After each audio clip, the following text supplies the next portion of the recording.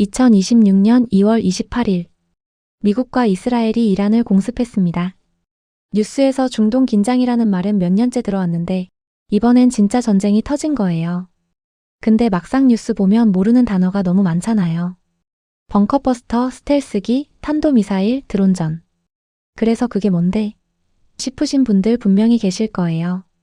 오늘은 그 얘기를 아무것도 모르는 분도 이해할 수 있게 완전 초보용으로 알려드릴게요. 먼저 현재 상황부터 짚고 갈게요. 2026년 2월 말 미국과 이스라엘이 이란을 선제 공습했어요. 명분은 두 가지였어요. 이란의 핵무기 개발을 막는 것, 그리고 이란 정권을 교체하는 것. 이란은 바로 반격했어요. 중동에 있는 미군 기지와 이스라엘 본토에 미사일과 드론을 쏟아부었죠. 그러면서 전쟁이 중동 전역으로 번졌어요. 여기서 충격적인 장면이 하나 있어요. 미국 잠수함이 인도양에서 이란 군함을 어뢰로 격침했는데 이게 1945년 2차 세계대전 이후 처음 있는 일이에요. 81년 만에 처음으로 잠수함 어뢰가 실전에서 군함을 침몰시킨 거예요. 뉴스에서 그냥 스쳐 지나갈 수 있는데 이게 얼마나 무서운 일인지 숫자로 느껴지시나요?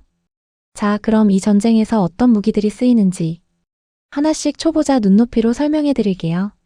첫 번째, F-35 스텔스 전투기. 미국이 이번 작전에 투입한 핵심 전투기예요. 스텔스가 뭐냐면 쉽게 말해서 레이더에 안 잡히는 기술이에요. 일반 전투기는 레이더를 쏘면 반사파가 돌아와서 위치가 딱 잡혀요. 근데 F-35는 표면이 특수 소재로 코팅되어 있어서 레이더 전파를 흡수하거나 엉뚱한 방향으로 흩어버려요. 적 입장에서는 하늘에 뭔가 날아오는데 레이더에는 아무것도 없는 거예요. 그러니까 막을 수가 없겠죠? 들키기 전에 폭탄 투하하고 유유히 돌아오는 게 F-35의 핵심이에요. 두 번째, 벙커버스터. 이란이 왜 핵시설을 땅속 깊이 숨겨놨는지 아세요? 일반 폭탄은 땅 위에 있는 건물만 파괴하거든요. 지하 수십 미터의 시설을 만들면 일반 폭탄은 그냥 위에서 터지고 끝이에요.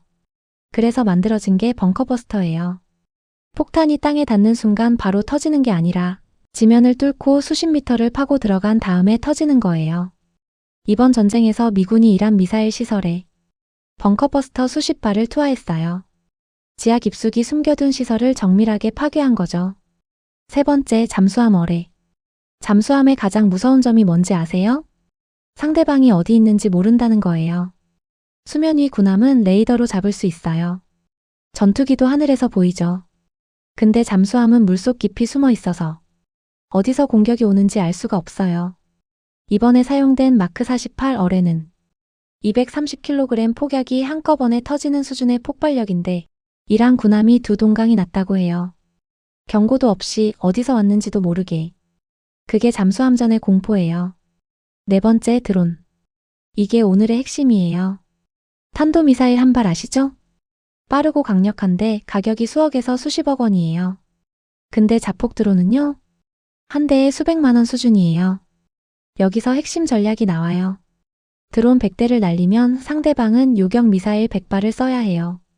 요격 미사일 한 발이 10억 원이라면 드론 100대로 1000억 원어치 방어 자원을 소모시키는 거예요. 한 대에 수백만 원짜리 드론을 100대로 공격하면 수억 원이 소모되지만 그 드론을 막는 요격 미사일은 한 발에 10억 원, 100발을 쏘면 1000억 원을 소모하는 거죠. 이게 드론전의 본질이에요. 싸구려로 비싼 방어 체계를 고갈시키는 거죠. 실제로 이번 전쟁에서 이란의 탄도미사일 공격이 첫날 대비 90% 줄었어요. 드론 공격도 83% 감소했는데 이건 미군이 이란의 미사일 생산시설 자체를 타격했기 때문이에요. 만드는 공장을 부수면 쏠 무기가 없어지는 거잖아요. 자, 이제 한국 얘기해 볼게요. K방산이라는 말 들어보셨죠? 한국 무기가 요즘 세계에서 엄청 잘 팔리거든요. 2024년 한국의 무기 수출 계약 규모가 약 57억 달러로 세계 4위에 올라섰어요. 불과 1년 전에 9위였는데 5계단을 뛰어오른 거예요. 폴란드 한 나라에만 얼마 팔았냐면요. K2 전차 180대, K9 자주포 672문, FA50 경공격기 48대, 천무 다연장 로켓 288문. 합계가 220억 달러, 우리 돈으로 약 30조 원이에요. 30조가 얼마냐면 대한민국 국방 예산의 절반 수준이에요. 폴란드 한 나라한테서만요. 그럼 왜 이렇게 잘 팔리냐? 세 가지 이유가 있어요. 첫 번째, 가격이 싸요. 세계에서 성능이 가장 좋다는 독일 자주포랑 비교하면 비슷한 성능의 한국 K9 자주포가 절반 가격이에요. 독일 거 100억이면 한국 거 50억.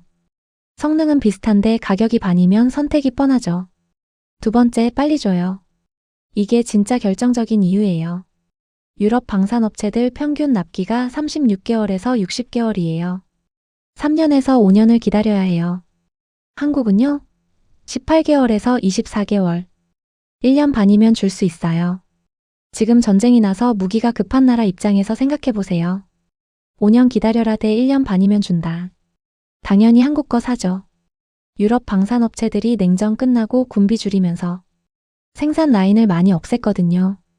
근데 한국은 북한 때문에 계속 생산 라인을 풀가동해 왔어요.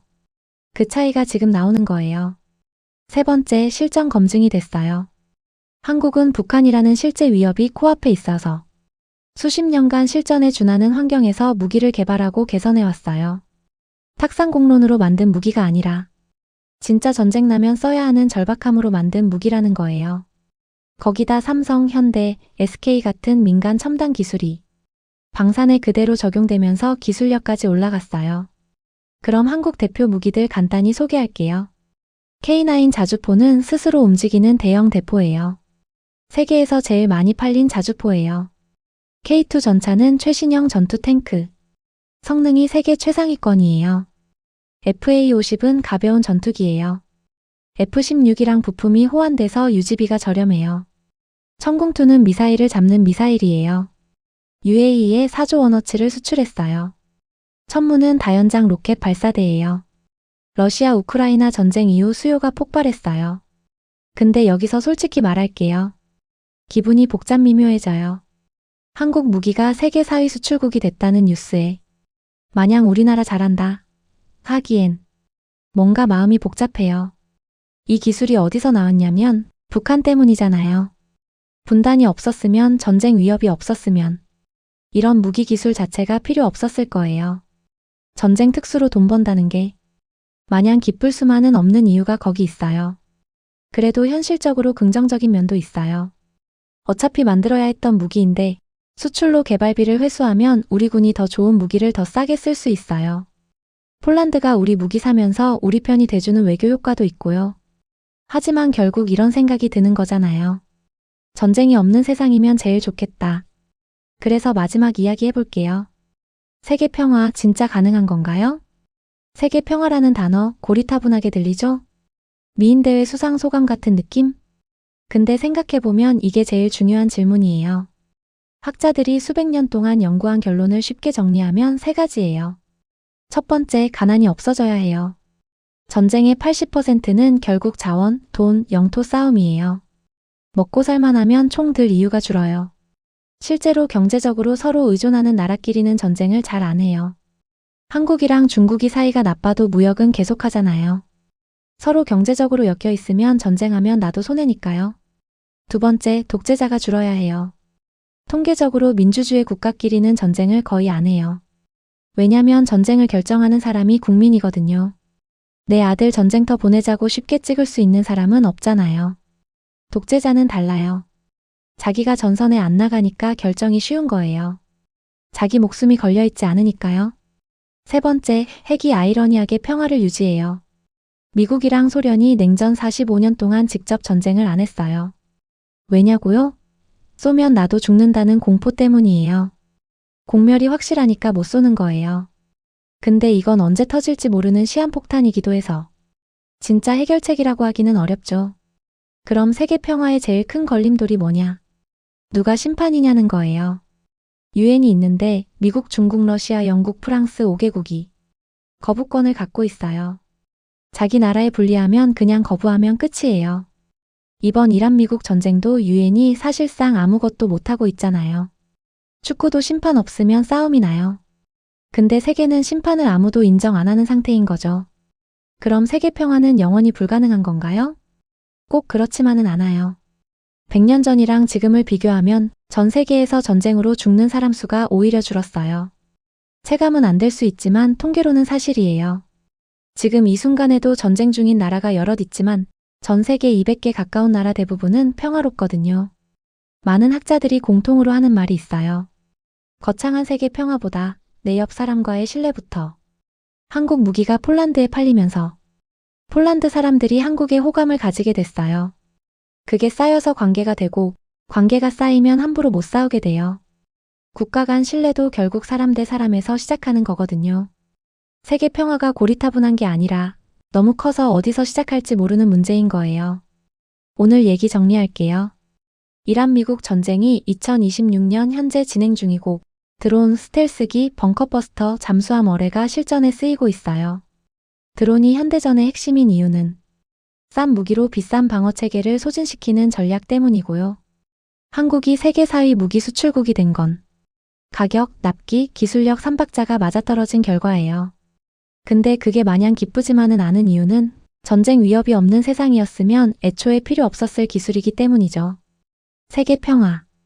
고리타분하지 않아요. 그냥 너무 크고 어려운 문제일 뿐이에요. 그래도 포기하지 않고 얘기하는 사람들이 있는 한 조금씩은 나아지지 않을까요? 오늘 영상 도움 되셨으면 좋겠고요. 좋아요와 구독 잊지 마시고요. 다음 영상에서 또 만나요. 감사합니다.